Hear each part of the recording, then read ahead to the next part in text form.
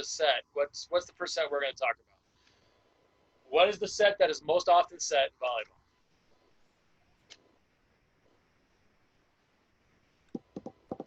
Come on, guys. You've played a lot of volleyball. Someone knows. Outside. The outside. They set the outside. They set the outside a ton. That's what they're going to do. They're going to set the outside hitter. They're going to set it up 10,000 times. All right. When we go block against an outside hitter,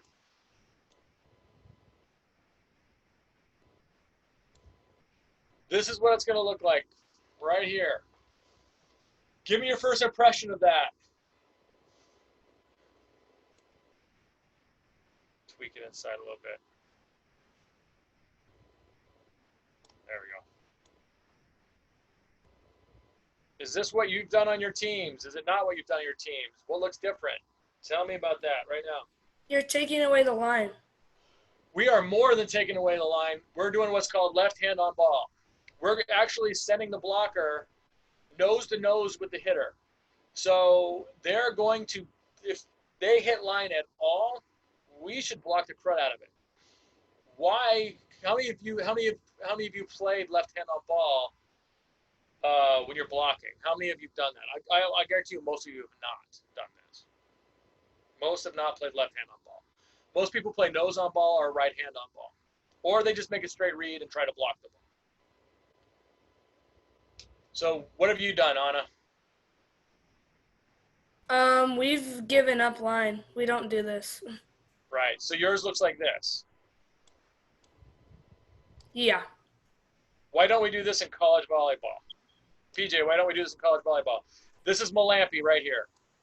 Because that girl can swing everywhere. Yeah, because if you give up the line to Malampy, she's going to destroy. Yeah. She's going to mash the ball line 400 times in a row, and she's going to say thank you for the 25 kill day. That's pretty much what she's going to do. That is what she's going to do. That's what Malampy's going to do. But there's another reason, too. Wasn't it to force them to go cross? That's another reason. We want them to swing cross. We do this because we want them to swing cross. Who is here? Who is this? Barrow. We want them to hit at our libero. We want them to hit at our best defensive player. That is what we want them to do. We want them to force them to hit a spot we want them to. We want them to hit here. So if they're hitting cross, who else are they hitting past? So if they're hitting cross right now, if this is the player who just hit the ball and they hit the ball here, who are they have to hit past to get the ball to the angle?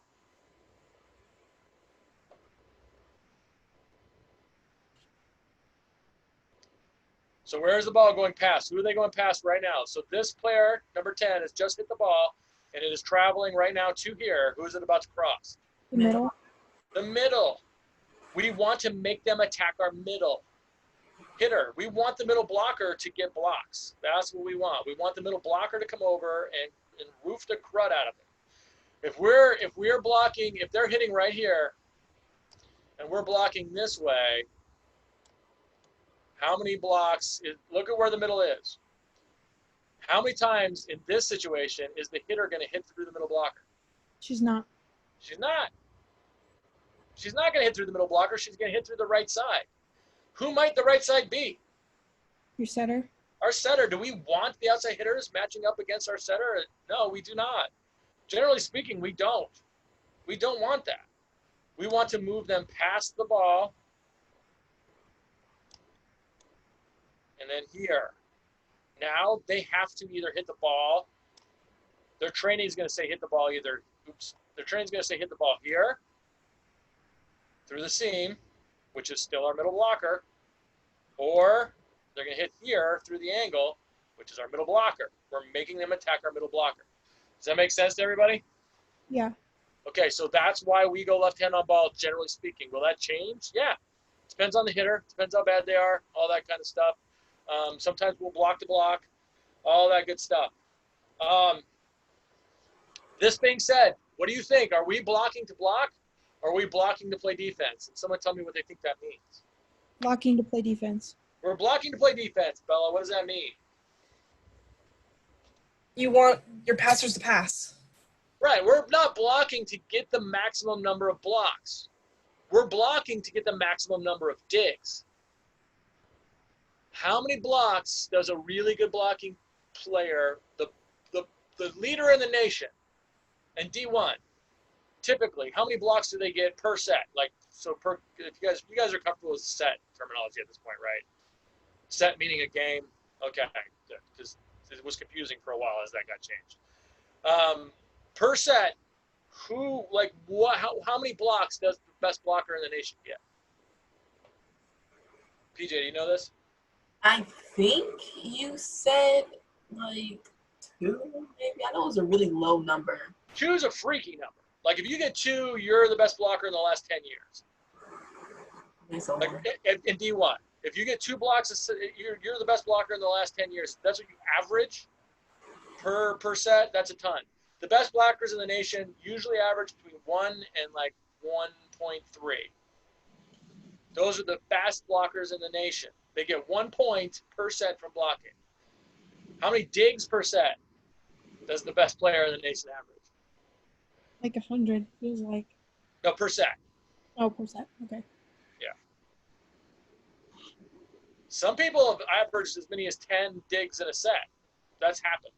That's a huge number. How many points do you get out of the 10 digs versus the 1 block? You get a lot more points out of the 10 digs than you get out of the 1 block, period. That's so what we're going for. We're going for digs. Now, here's the good news for you, blockers. Here's the really good news. When we can still average very high numbers of blocks individually. Why? So if we're giving up the block, we're straight up giving up the block so we can get digs. Why are we going to still get blocks?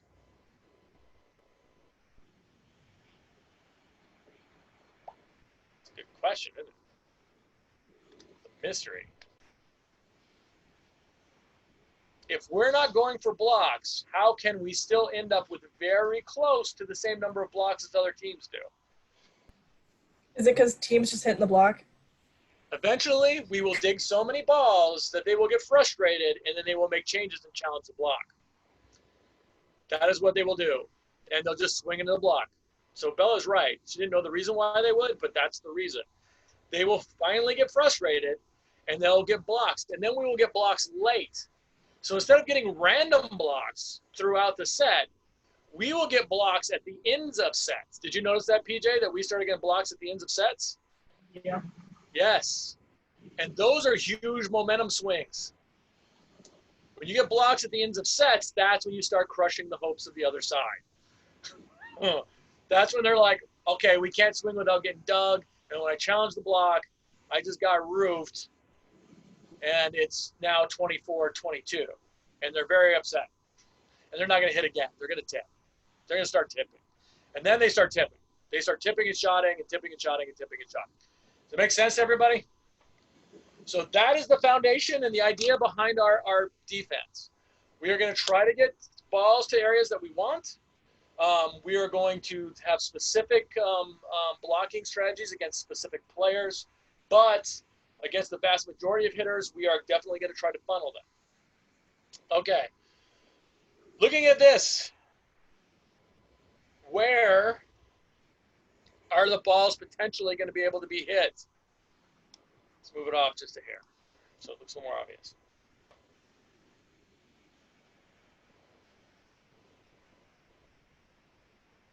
Can anyone tell me?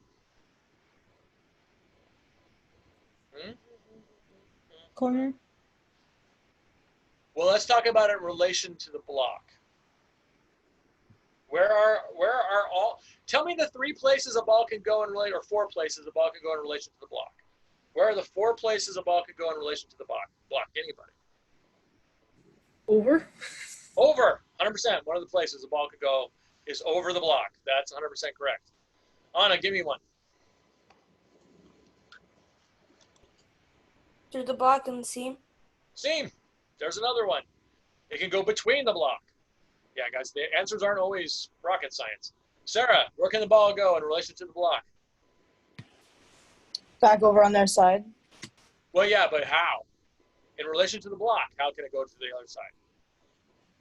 If it was, So we've gotten over the block. We've gotten between the block. Where else can it go? if it like just hits off of like the side of your hand and like you shank it and it hits the ground on your side. Which hand? Because that can be seen too. Left. So the middle blocker's left hand? Yes. Yes, that would be inside of the block. The ball can go inside of the block, which means you get closer to the inside of the court of the block. One more. Kayla, what do you got for me? Where else can a ball go compared to the block? So we've got between, we've got inside, we've got over. There's one more. I don't. I don't know.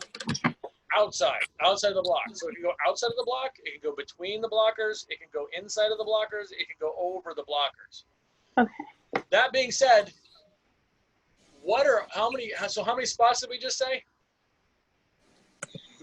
How many ways it can go by? 4. How many players are playing defense behind the block?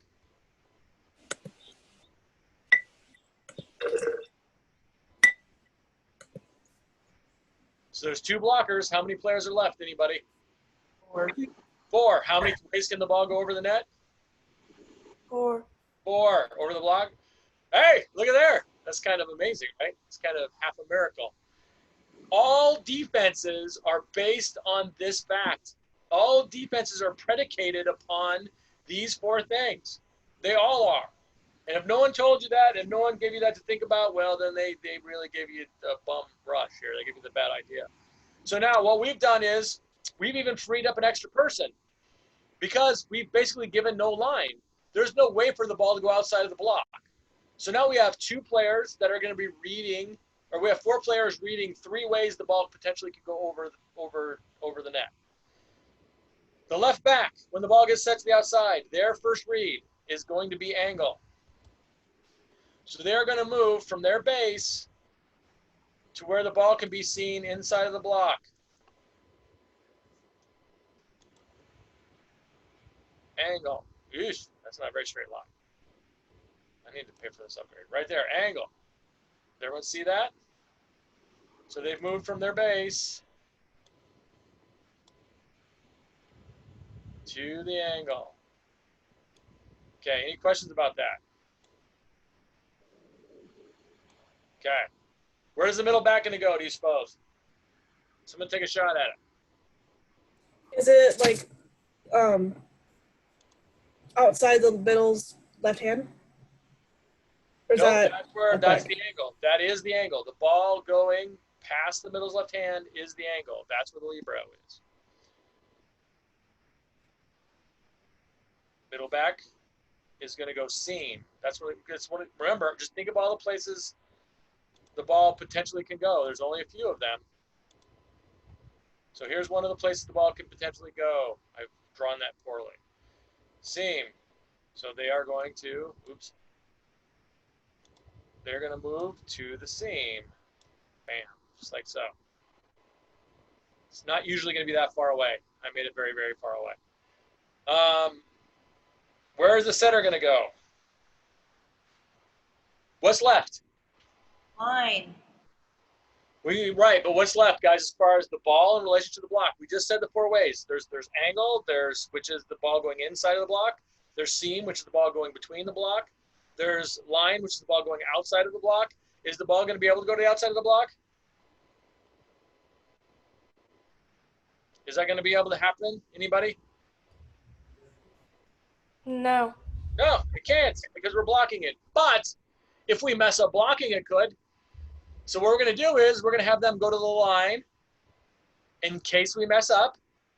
And then when we don't mess up, what's left? Hard angle. Nope. Over the block. Over the block is left. So over the block, down the line, what does that typically mean? A tip or a roll shot. There we go. We're going to have them what we call cut. They're going to cut the play, and they're going to be near the play. Okay, so what is this? What do we got left? We got 1 player left to play defense. Where are they going?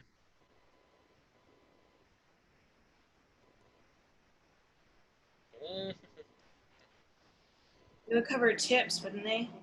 We're going to have them cut also. Exactly what you just, so they can be near the play. But because the angle is very big, the angle can be all the way through here. It's a very big area. We're going to have them stop at the hard angle.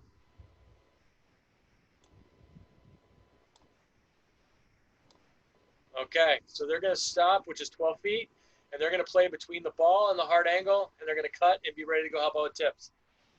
Does this look familiar to anybody? Is this kind of a defense people have seen before? Yeah.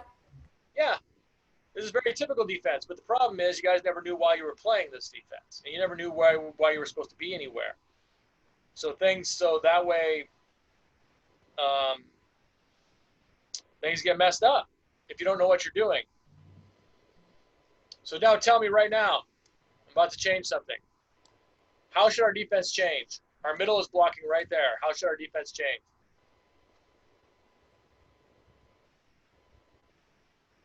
It's a wide open. Would your OH2 like move in more towards the split, so they're like kind of more in the center? Why? Because there's a huge hole in the block. There's a huge hole in the block, so they're going to cut more because in college, when there's a big hole in the block, they're going to swing down. So that's one of the things that's going to change. They stay on their read, though. They don't change their read. They're still reading the edge of the opposite. They're staying on the read and they're cutting. Is there still a gargantuan hole? Yes. Okay, so what do we need to do? How do we fill this hole? Your lib is gonna race the middle blocker. They're going to race. They're going to stay in front. They're going to stay in front and make this read right here. And now they're making this read right here. That's where they're heading. Does that make sense to everybody? Yes. Is this the same read?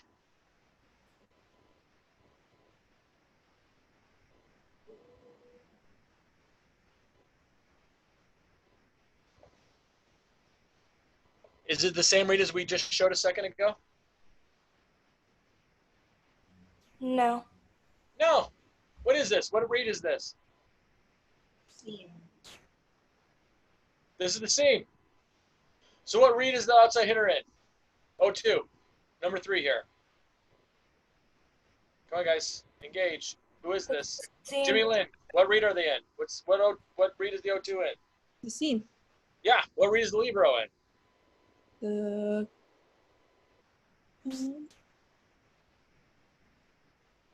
I just forgot. The cut? Well, they're No. cutting, yes, but that's not the read.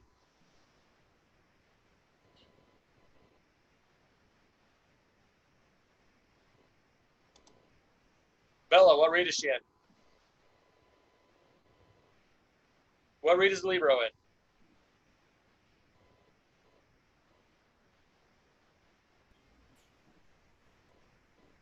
Uh-huh.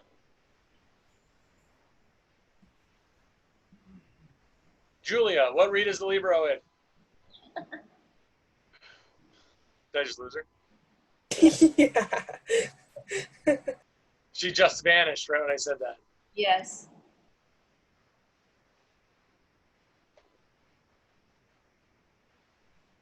Seam, isn't it still? Yeah, you got to let them figure it out. I know. Coach, you're a coach. You're not. Yeah, but I'm still learning. But so just learn in your head. Let them answer. They got to learn. Okay. So libero and the O2 are both in the seam.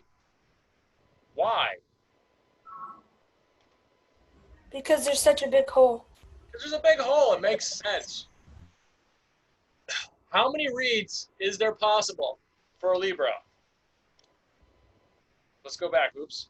I didn't mean to do that. 3, right? There's 3. What are they? Over the block, angle, and seam. That's Or it. inside the block. You've nailed it. There's angle. So this is a read right here. This is an angle. If there is no angle, right? There's no angle, so how could she possibly read an angle? If she's here to read angle, she'd have to go all the way to here. Would we have her do that? Does that make any sense? No. No, we would never do that. We'd have her go in here and help with this seam. So what's the other block? What's the other one? You said there's behind the block, basically over the block. When would that happen? When there is no. Reading over the block, Anna. when there's no seam for me to read. So, Well, what if there's an angle, though? You're on the right track. when it's over the block, like a roll shot or a tip. Well, that happens after. How do I know before? If they're off the net, if the set's off the net. Your answer was right. You only had half the answer. So, if there's no seam, what's the other one? If there's no Angle. angle or seam, you would go behind the block. Yeah. When would that happen? Bella, imagine when that would happen.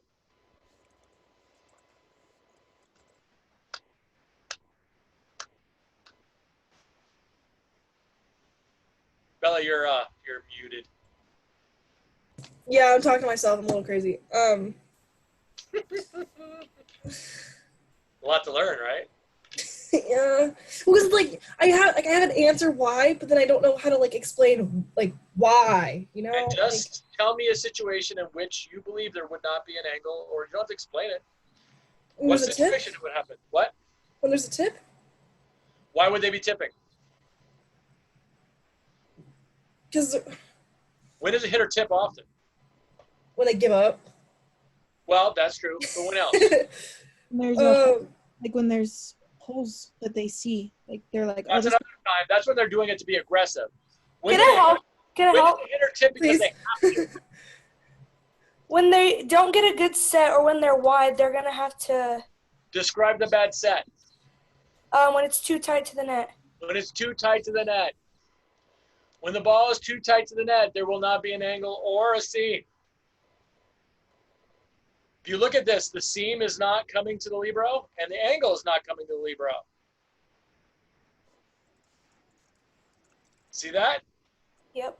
There's no angle and there is no seam because the ball is too tight. That's the time this is going to happen. That's the time it's going to happen. Also, if the ball is what we call it flood. When the ball goes outside of the court, sometimes that will happen. Okay? Does that make sense to everybody? If you're not following along, guys, feel free to ask questions. Really, just shout them out. Shout them out. Don't be shy. I'm not the person to say there's no stupid questions, but I mean, honestly, most of the questions aren't stupid. I mean, if you say, like, where are the bananas? That's a stupid question.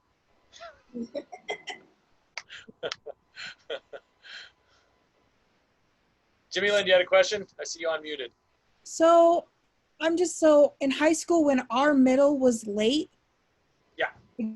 I'd have to race her, but like she didn't set up a seam or an angle, so I'm just confused. Like if our middle is late, are we still gonna have that outside O2 take that seam and then the libero take the other one, or?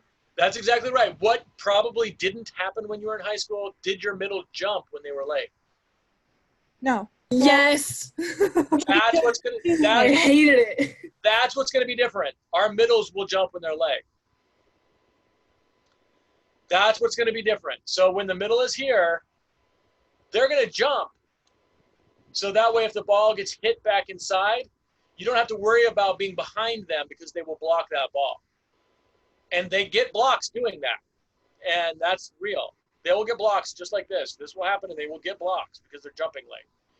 That will definitely happen. So you don't have to worry about, in high school, you had to worry about this ball getting hit right here when their middle was late, right? Jimmy Lynn? Yeah. Yeah, you won't have to worry about that ball getting hit there because our middle will still jump. Okay. There's a difference between being late. So we call it closing the block. There's a difference between being late and closing the block. The middle hitter is going to not close the block in this situation, but they will never be late. They will always jump when the hitter is hitting, always. Tell me some reasons why that is. Why would we do that? Well, I just told you one, so that way that we have a read. We have ability to read where the ball could potentially be hit. But what's another reason why we're going to do that? What happened in high school all the time when the middle didn't jump? They get points, so you're just protecting the area. Yeah, but why? If they didn't hit the ball, how did they get a point? So like if the other side tipped the ball, who did they tip it to? The setter. If the middle was late and they didn't jump, oftentimes they tip it to the middle. Yeah. Yeah. Yeah, they tipped it at the middle hitter and made him touch the ball. That's another reason we're not going to have our middle hitter do that. Our middle hitter is going to jump a block because presumably our outside hitter that's behind them and at the net is a better defensive player. And we're going to let them go get the ball that gets tipped and not have our middle hitter getting stuck and in the way and standing on top of somebody else who's probably a better defensive player than them. It's not necessarily true, but it's likely true. And that's another reason we're going to do that. Does that make sense, Jimmy Lynn? Yes, thank you. Yeah, I think that's a great question. And again, that goes back to high school coaches. Well, I'll just say not being mean enough. If you're a middle and you can never be late. My middles can't be late. I do not let my middles be late. They can get fooled. They cannot close. That's real. That happens. But they can never be late.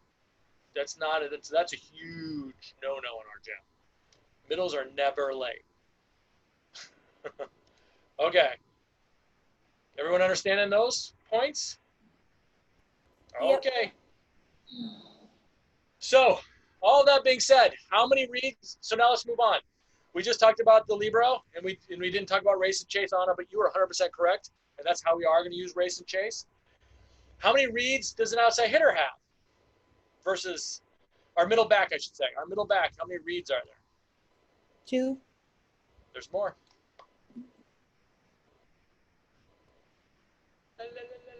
What? Bella, you can talk. 3? 3. There are 3. There are 3. What are they? Tip. Nope. Oh, roll shot.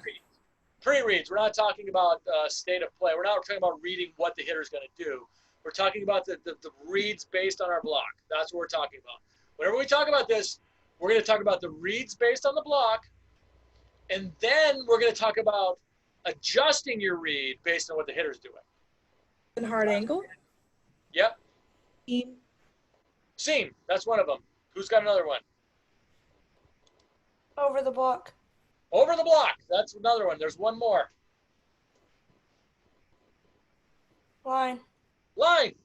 Those are the 3. So if we change our block and we give up line, that can be one of the reads. When is a middle back going to read line?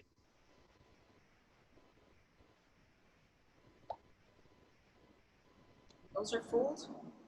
What's that? When the middles are fooled. It's not going to be the middle, I'm sorry, the hitter. not the hitter. Why would that the hitter getting fooled? No.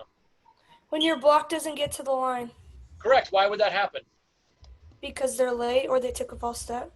They're never going to be late, but yes, they got fooled, and they're going to now have to set a block in a different place. Meaning, so the setter. So there's 2 ways the blockers block. Either they're setting the block, which against an outside hitter, that is the right side's job. They set the block where we want it to be, and the middles are closing the block. That's the other thing that you're going to be doing there. So it's either closing or setting the block. It's when our right side is unable to set the block well, or we're planning on her setting the block differently. Okay, so our right side got fooled by something inside, and she can't make it out there. The middle closes the block. Let's talk about this right now. Who's reading what right now? Someone give me some insight as to what you think they're going to read. Middle back is going to go line. They're going to go line. Is this line? No. No. It is line. Why is this line? It's actually even over here. Oh, because the setter's going to go to the line as well, right? Correct. Everything from this edge of the block over is the line. So does that mean the lib's still going to take angle but just back more? So ask this question to yourself. Is there an angle? No. Nope. Because if the ball is going through this way, it's got to go through here. And Oh, where so does, she's where does the still angle gonna, start? she's Where does the still angle gonna, start? Answer that question for me because it's a vocab question. Where does the angle start? Describe an angle to me. Describe it, Anna.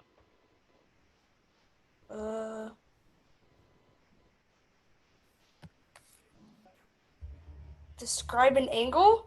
Yeah, what is it? I don't know.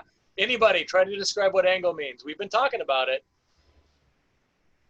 I'll give you the first clue. It's inside of the block. When the ball goes inside of the block, it's potentially the angle. We talked about that before. When the ball travels inside of the block, it's potentially an angle. But what else? What's the other qualifying part of it being an angle? What were the parts of the court? What part of the court is this right here where this cone is? And I've got my cursor. That's a hard angle, isn't it? That's a hard angle. So if the ball is closer to the net than that, it's not an angle. It's a hard angle. So is there an angle right now? There's Yes. a hard angle. There's a There's hard angle. only a hard angle. That's all there is. There's a hard angle. There is no angle. So Anna, what are the three reads for the libero? They're not going to have an angle. There isn't one. What are their other two potential reads? Over the block and seam, so you would cut then, right? Because Is there a seam? no. There is actually. Can the ball potentially be played between these blockers? Oh yeah. I thought you were just going based off like there wasn't one right now. So wait, what if there isn't one, like the block closes? But there's a seam. There's two blockers together. Whenever there's two blockers together, there's a seam. Okay. As long as it's not a solo block, there is a seam. Now, can they hit the seam? All that kind of stuff, that's what you have to decide. So is there a seam the libero can play? Absolutely. There is. Does that make sense to everybody? Yeah. Okay, so now who do we have left? We got a couple players left. And tell me what they're doing.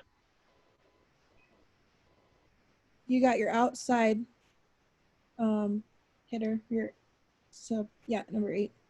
Yep, number 8 is still in here. What is she doing? Isn't she taking the hard angle? Yep.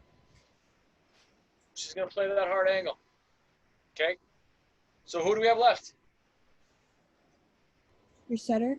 What is she playing? She's playing the hard angle on the right side. It's not a hard angle. What is this? Line. Yep. Oh, line. It's lined. So she's going to get as far away from the net, as close to the line as she can get. Now, let's talk about this. It still looks vaguely the same, right? Yeah. What are the differences between, what just changed? What's the big difference? What was the biggest change in our defense here? You move the setter farther back. The setter is further away, for sure. Yeah, she's not cutting any longer. She's taking. That's the biggest change right here. Now, that's a subtle change, but there is a change. Now, this is why teams can't figure out what we do defensively, guys, right here. If you watch this on film and you go, all these players went to basically the same locations, they didn't make any real big changes defensively.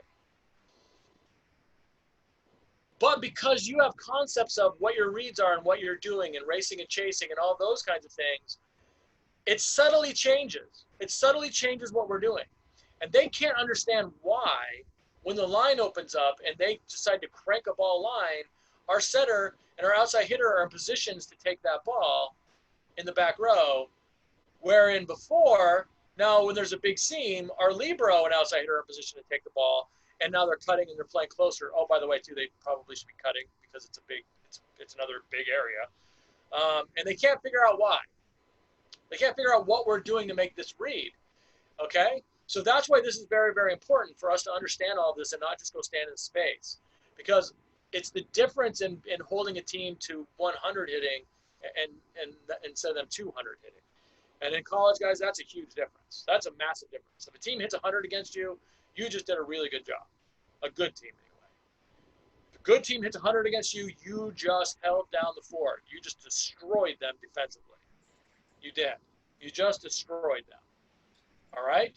And so that's why all of this is so important to understand these concepts. What's one of the things that you noticed? What's one of the recurring themes in this defense?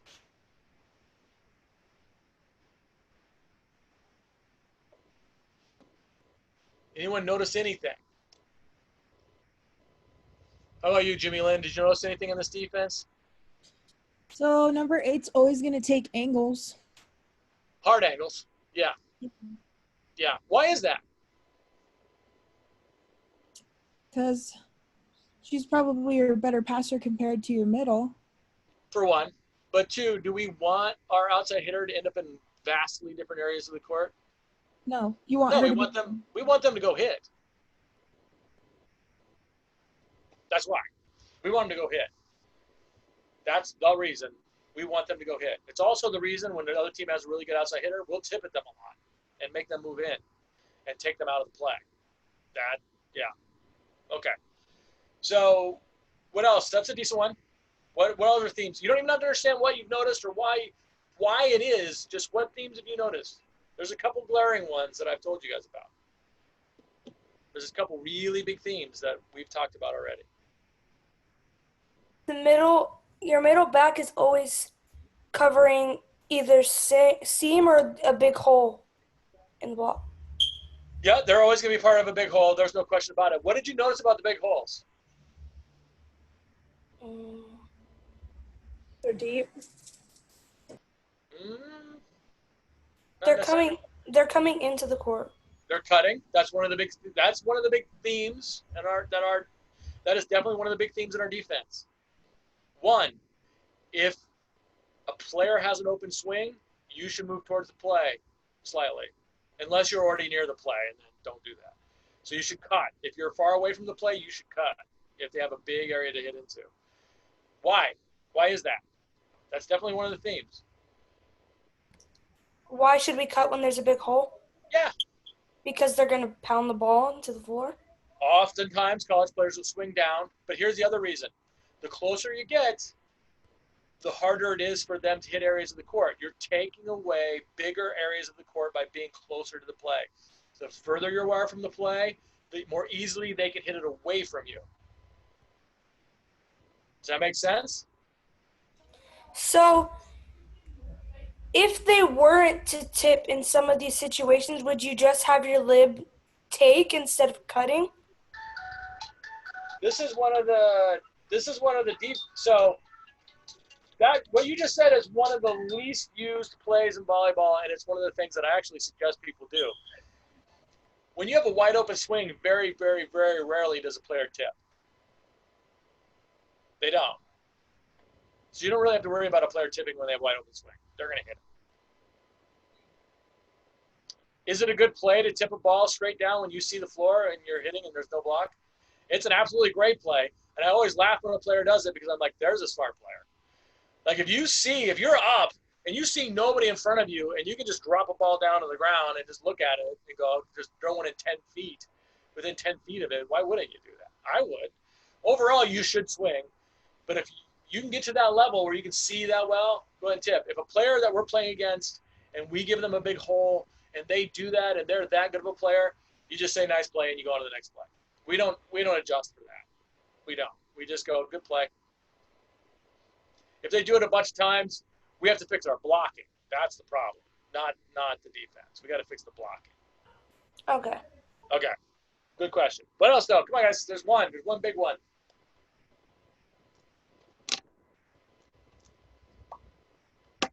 What do you think, Jimmy Lynn, or Anna's going to take another stab? Anna, open. Wait, what? You just unmuted again, so I thought you were going to take another stab. Oh, no, sorry. I accidentally clicked it. Jimmy Lynn, go.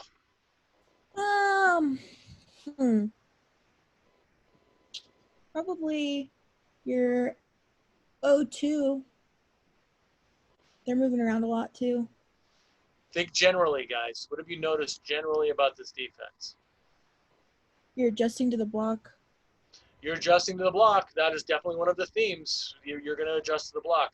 What specifically, when the block is poor, what specifically happens?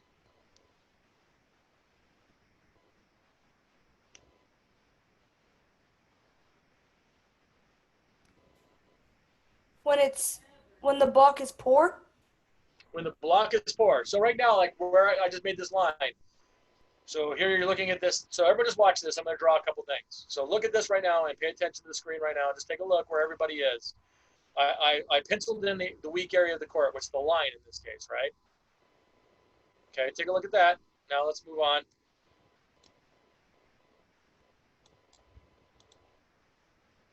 Okay, now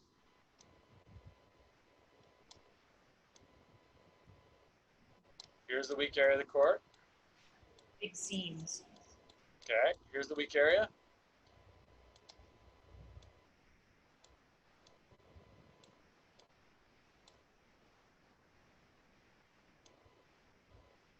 Right? Okay, I'm going to draw one more.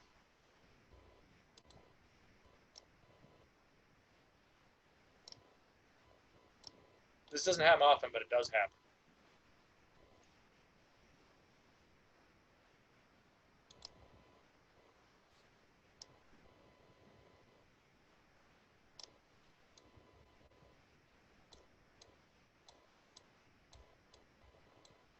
Weak area of the court.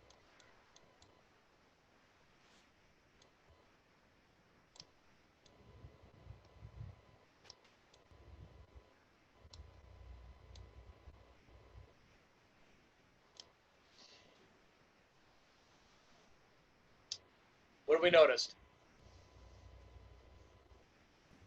The lib pretty much stays in the same area. Yeah, everyone's going to stay generally true to their area of the court. I mean, we're going to move, and they're going to go distances. We're not going to have the libero and defense go all the way to the right side of the court. They're going to move after the play to go get balls over there, but they're not going to start over there. What else? But what else, guys? In the shaded area, what was true every single time?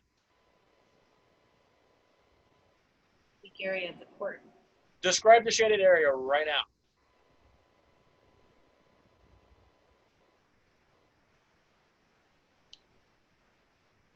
Describe it. Yeah, describe what's going on inside of that shaded area right now. Your outside is taking hard angle. And she actually even came inside of that. If you notice, she went past the hard angle. She came all the way out to the angle to help, which is not normally what we do, but she did. Why did she do that? Because you look where she is, the ball going through her here is actually past the hard angle. Is it because the block drifted more? It's because the block went outside and created a weak area in the angle. So the angle got weak. So what did we do? We moved the outside more towards angle and your lib more towards the middle of the court. Yeah, why did we do that?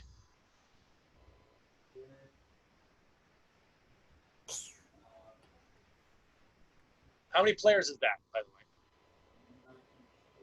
So when there was a big seam, how many players were in the seam? How many? 2. When there was, we call it extra wide, when the ball got outside of the block. So this is when the ball's inside of the block. So this is extra inside. So there's a big angle. So we have 2 players in the angle. When there's a big seam or a big hole, there's 2 players in the seam. When it's extra wide or outside of the block, there's 2 players in the line. So we would play this defense if they were running like a 31 or something? No, because we would hopefully not mess up the block. This is just if we block incorrectly, if they fool us. Okay. And yes, they might do that. This happens, when this play happens right here, it's because they've been setting the pin, and then they set a ball inside, and the outside hitter comes in and hits a slide step and fools our blockers. And that does happen. That'll happen where a slide comes inside and fools the block. That definitely happens. That does happen. It's a good play. So generally speaking, just describe that, guys. What does that mean? How many players in a weak area of the court? 2. 2. That's one of the themes of our defense. 2 players in a weak area of the court. Anytime there's a weak area of the court, there will be 2 players in it. We will give up a tip or a shot to another area of the court to protect the weak area of the court. because most hitters are not going to be able to read beyond that. They're just going to swing. They're going to swing into the weak area. And we're going to sit on it. We're going to sit right in the weak area of the court. Okay? Any questions about that? Okay. What'd you learn today? We lost a lot of people.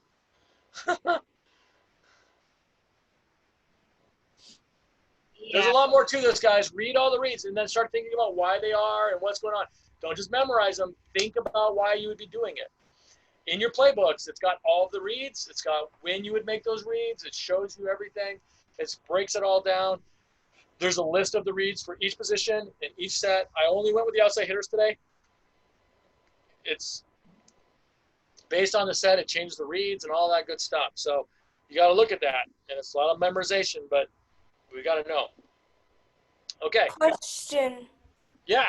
On our next call, can we go over defense on middle? Because I feel like there's so many different places that I've been put. I just want to know, like, do you I'm know? going to make it real easy for you. Middle defense is base. Okay. We'll adjust our base. So like we're getting beat on middle defense, we'll adjust our base. Okay. So like if you're playing left back defense, we'll just move you off the net. If you're playing middle back defense and they're swinging cross corner, we'll just stick you past the corner to start with. Like if that's where they're beating us, we'll just start there. No reason not to. Okay. That's what we'll do. It's a lot of fun. And then they'll start understand. And then honestly, most players can't change where they swing. You heard PJ talking about like that whole week we worked on her hitting a different spot because she was getting really comfortable hitting a couple spots. And then a team that we were playing, those spots weren't going to be good.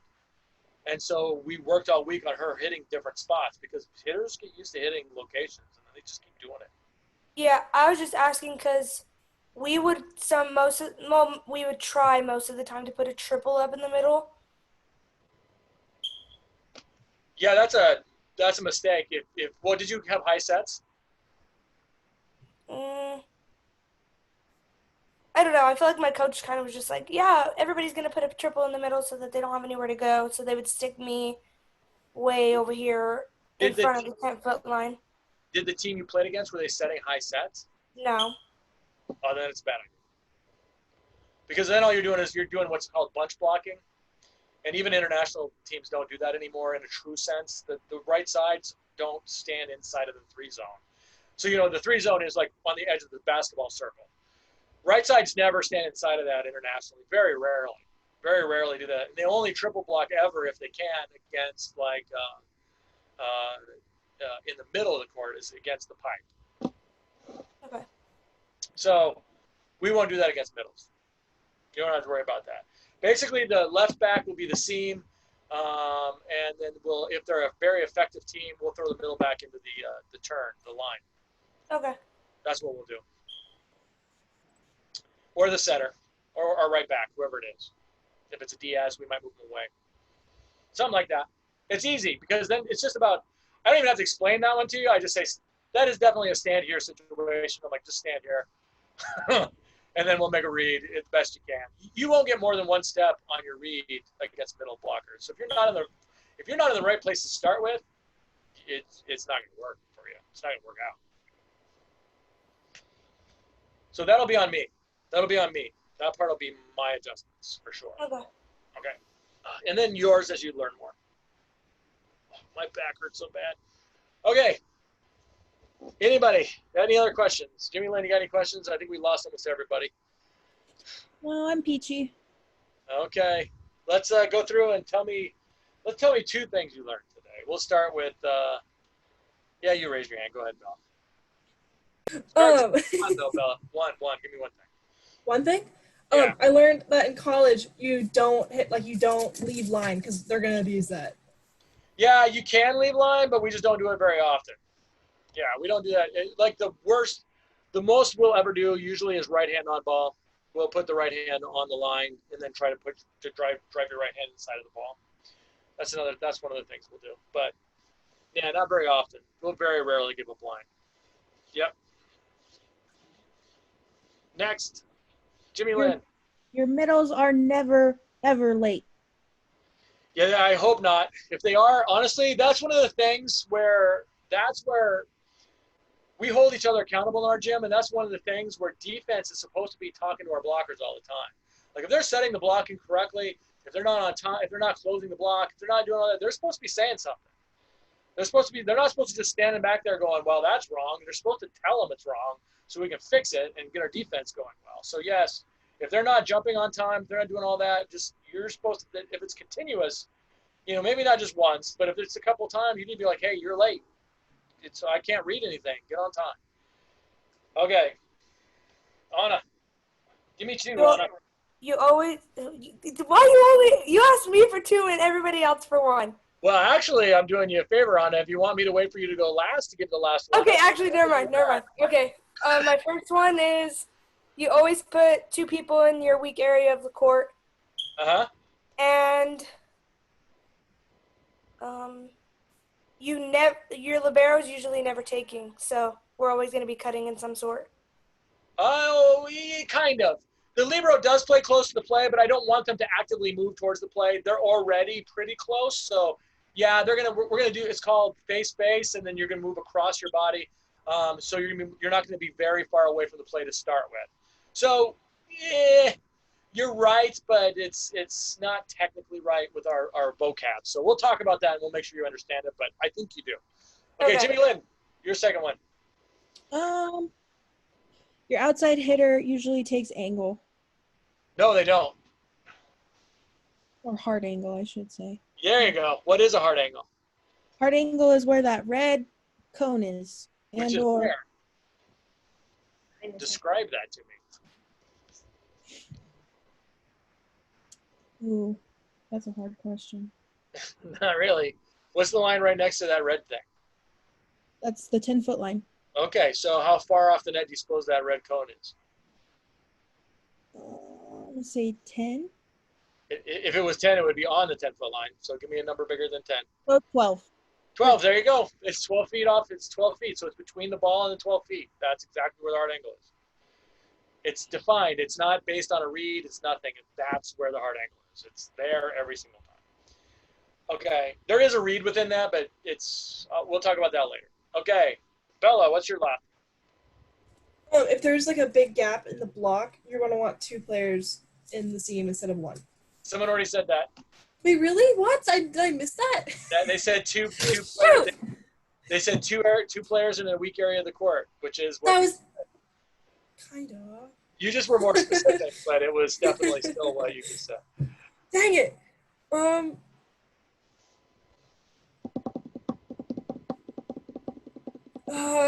Everything else was said that I wanted to say. I can think of a few that you might have learned today. It can be anything that you learned today. There's tons of them. Ooh. You're gonna move the middle back up more this year instead of like you did last year. Yeah, up to where? How far did I say? 5 feet. Or 5 to what? I said. I want to say you said 5 to 8. I did say 5 to 8 feet. And all the other things, guys, there's a million of them. There's 4 reads past the block. There's inside over seam line. There's when is the left back not going to get an angle or a seam, and that's when the ball is tight, or if it's a flood. There's a whole bunch of things, guys. There's tons and tons. When the right side doesn't get out there, it's usually because they were and there's extra wide. It's usually because there was they bid on something in the 3 zone. They said that. There's all sorts of things. So make sure you guys watch all this stuff because there's gobs. If you didn't take notes, you might want to watch it again. But other than that, I think we did a good job. Does everyone have a basic understanding of the basic concepts of this defense now? I definitely feel like I'm definitely understanding it more than I was like last week. Okay. So now the other thing you can do is start watching some of those videos that I have on my site, and some of those are hidden. So like if you want like some of the highlight reels, you can watch people playing defense and start trying to identify what they're doing. And there's all the things we just talked about are on those highlight reels. So if you want to take a look, there's some really good stuff to see there. I'm gonna get some. I'm gonna try to get some. I'm gonna get some markers this time so we don't have to go through the video because the video was terrible. But I'm going to show you guys spots within the video that are good for the next time we talk. Okay? But if you want to do it yourself so you can watch the moving video, it is helpful. Okay, I think that's it for me. If there's no more questions, way to hang in the three of you. Yeah. I appreciate it. Bella, I feel like we're always the last two in here. Yeah. It's I gonna was help. the first one here again today. I was like 30 minutes early. It was embarrassing. I was here before the coaches. I definitely woke up at 11 and I was like, dang, I have a Zoom call, but I need to pack. But I was like, I texted you. And I was you like, texted me and I was hey. like, okay, I'll go in for a few. All right, I will chat with you later. I don't know when's our next meeting. Tuesday. And did you guys have any questions about the travel or any of that stuff? What time on Tuesday? That's a good question. I think it's 11 our time, Anna, but I could be wrong. What are you asking me? Oh, what time's the meeting? Oh, gotcha. Yeah, because if it's like later, like 5, and then it's like 12:30. I don't know. 12:30. I'm not in charge of that. Yeah, I've got it at 3:30 on Tuesday. 3:30 Yeah, so it's Eastern Standard Time. 12:30 our time. Okay, because I have volleyball later that night, so I was just making sure. Sweet. Coach, I have bad news. What? About the time we started chatting with Anna about the beginning of the meeting, it had not been recording up to that point. So we missed the base basics and why we are in the base that we are. Am I recording right now? We are recording. Yeah, we've been recording since. All right, so everybody that's watching this, you need to get on your sheets and look up base and all that good stuff. Base is for zero tempo defense, meaning it's the first defense positions, and there's reasons why that's there, and you'll have to learn that later because I'm not going to go back over that. That was like a good solid 20 minutes. All right, I'll chat with y'all later. Okay, bye. Bye. Bye.